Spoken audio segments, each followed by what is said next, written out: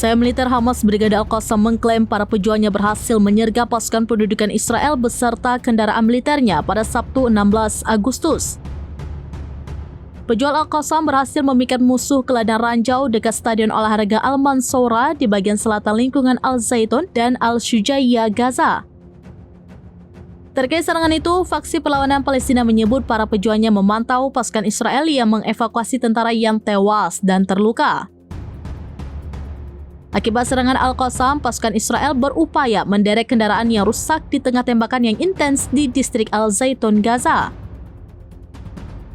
Sementara itu, Brigade Al-Quds bersenjata Jihad Islam Palestina mengatakan para pejuangnya menargetkan pos komando militer Israel di dalam sekolah Al-Furqan.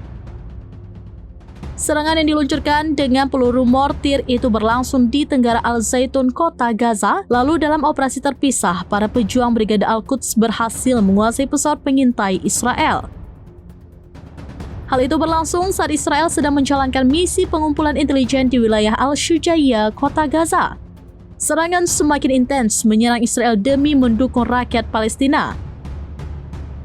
Dalam upaya tersebut, Brigade Syuhada Al-Aqsa, Brigade Al-Amoudi meluncurkan rentetan roket 107 mm dan peluru mortir untuk menyerang markas komando dan kontrol pendudukan Israel di utara Khan Yunis di jalur Gaza Selatan.